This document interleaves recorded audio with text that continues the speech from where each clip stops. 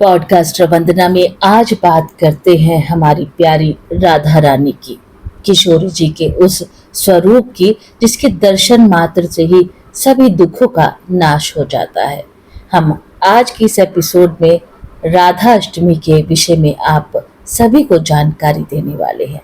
ये वो दिन जब किशोरी जी या हमारी प्यारी राधा रानी का इस धरती पर अवतरण हुआ, और जानते हैं राधा अष्टमी के इस महत्व के बारे में।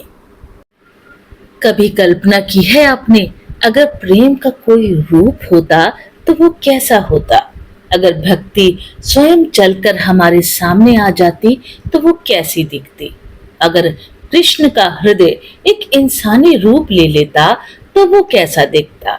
तो जवाब आता है हमारी प्यारी राधा जी, किशोरी जी।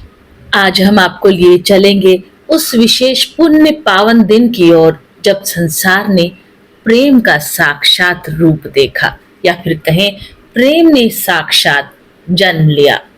वो दिन, वो सु अवसर था राधा अष्टमी, भाद्रपद शुक्ल की अष्टमी। ये कोई साधारण अष्टमी नहीं है, ये एक प्रेम का उत्सव है। जन्माष्टमी पर जहां सभी श्री कृष्ण के अवतरित होने पर प्रसन्नता एवं उल्लास के साथ जन्माष्टमी बनाते हैं, तो वही ठीक 15 दिन के बाद उनकी आत्मा का प्रतिबिंब कही जाने वाली श्री राधा जी प्रकट होती हैं। फिर बरसाना हो वृंदावन या गोवर्धन, हर ओर गीत, नृत्य और भक्ति की मानो एक लहर सी दौड़ जाती है। पूरा ब्रजमंडल कह उठता है, आज राधा रानी आई है। जानते हैं, हमारे पुराणों में भी इस विशेष अष्टमी का उल्लेख मिलता है। पद्म पुराण कहता है कि राधा जी कोई साधारण देवी नहीं, बल्कि वे तो स्वयं महालक्ष्मी हैं, जो कृष्ण के माधुर्य रस का आस्वादन करने के लिए धरती पर आई हैं। तो वहीं ब्रह्म वैवर्त पुराण में लिखा है कि राधा और कृष्ण भला अलग कहाँ हैं? वो तो जैसे सूर्य और उनकी किरणें साथ साथ हैं, इसी तरह से इन दोनों का अस्तित्व भला अलग अलग कहाँ है। उनका जन्म ब्रह्मांड में प्रेम ऊर्जा की प्रवाह का आरंभ करने के लिए हुआ है। आइए जानते हैं हमारी प्यारी किशोरी जी के जन्म की कथा। बात है उस समय की जब बरसाना के राजा वृषभानु और रानी कीर्ति देवी निस्संतान थे और एक संतान प्राप्ति के लिए तड़प रहे थे। तब एक दिन वृषभान जी ने यमुना में स्नान करते हुए देखा कि यमुना जी में एक कमल के ऊपर एक दिव्य बालिका सो रही थी, जिनका शरीर चांदी जैसा उज्जवल था। माथे पर थी हल्की सुनहरी आभा और होठों पर एक अद्भुत ही मुस्कान। वृषभानु जी तो जैसे मंत्रमुग्ध हो गए। उन्होंने तुरंत आगे बढ़कर उस बालिका को अपनी बाहों में भर लिया, और तभी आकाशवाणी हुई कि राजन, ये कोई साधारण कन्या नहीं है, ये स्वयं राधा जी हैं, ब्रह्मांड की प्रेम शक्ति। बस फिर क्या था, राधा जी को प्रेम का अद्भुत प्रसाद समझकर वृषभानु जी उन्हें महलों में ले आए। पर आश्चर्य तो ये था कि राधा जी ने अपनी आंखें नहीं खोली। दिन ब दिन बीतने लगे, लोगों में चिंता होने लगी कि क्यों ये छोटी सी नन्ही सी प्यारी सी बालिका अपने नेत्र नहीं खोलती। और फिर एक वो दिन आया जिस दिन नंद महाराज अपने नन्हे से शिशु कृष्ण के साथ आए।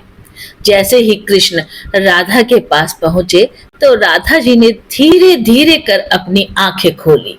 ये वो क्षण था जैसे सूरज की पहली किरण मानो धरती को छू रही हो।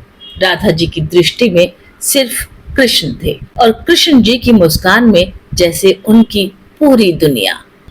कहते हैं राधा जी की जिह्वा से प्रथम शब्द भी कृष्ण के रूप में निकला, और कहते हैं इस तरह राधा कृष्ण का दिव्य प्रेम शुरू हुआ, जो गोलोक से लेकर गोकुल तक फैला।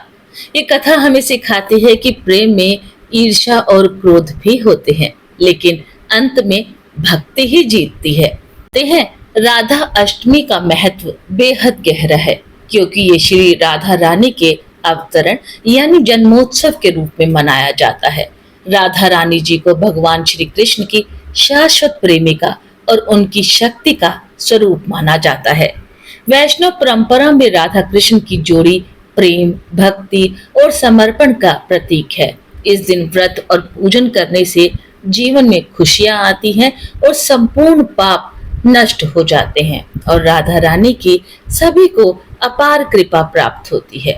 धार्मिक मान्यताओं के अनुसार राधा अष्टमी पर बरसाना नगरी को विशेष रूप से सजाया जाता है और लाखों भक्त यहाँ आकर राधा जी के दर्शन करते हैं।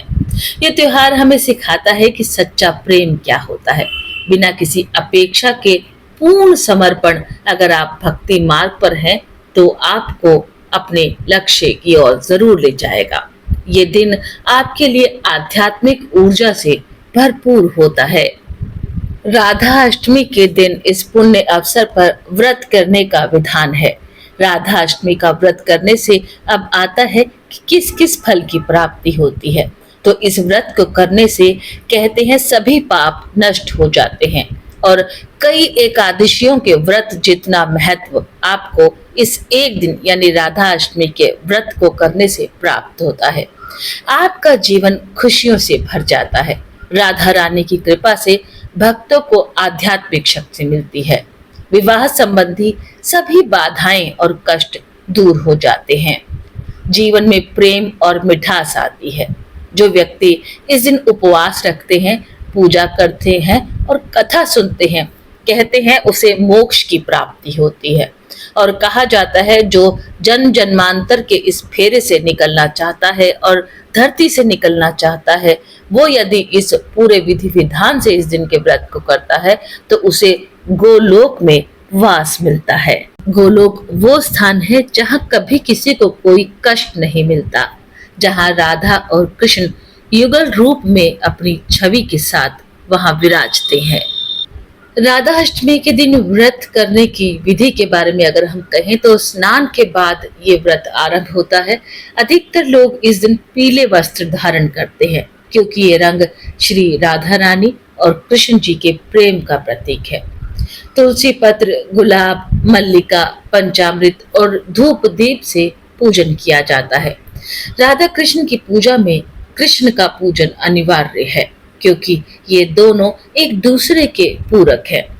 दिन भर भजन, कीर्तन और लीलाओं का श्रवण करते हैं और रात्रि में फलाहार या सात्विक भोजन से व्रत का पारण किया जाता है। राधा रानी भक्ति और प्रेम का संदेश देते हुए कहती हैं कि भक्ति में मैं और तू का भेद मिटा दो। प्रेम ऐसा हो जिसमें ना कोई शर्त हो और ना ही कोई स्वार्थ हो। राधा का प्रेम कृष्ण के लिए था और कृष्ण की हर लीला अपनी राधा के लिए। यही प्रेम भक्ति का सर्वोच्च रूप है। पॉडकास्ट वंदना में आज इतना ही। उम्मीद करते हैं ये प्यारी सी एक यात्रा आप सभी के कर्म फलों का पुण्य फल लेकर आएगी। राधा अष्टमी का ये पुण्य पावन पर्व आप सभी के जीवन को एक मंगलमयी दिशा देगा।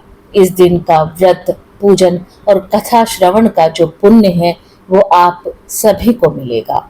आप सभी का धरती लोक पर जीवन प्रसन्न और सुख ऐश्वर्य के साथ व्यतीत होगा और आप जब यहाँ से जाएंगे तो आप सभी को गोलोक धाम में निवास करने का अवसर मिलेगा। ऐसी कामना हम करते हैं। तो चलिए पॉडकास्ट वंदना के आज के सफर में इतना ही। फिर मिलते हैं अगली एक और यात्रा में और चलते हैं एक और नए सफर पर। तब तक टेक केयर, बाय बाय।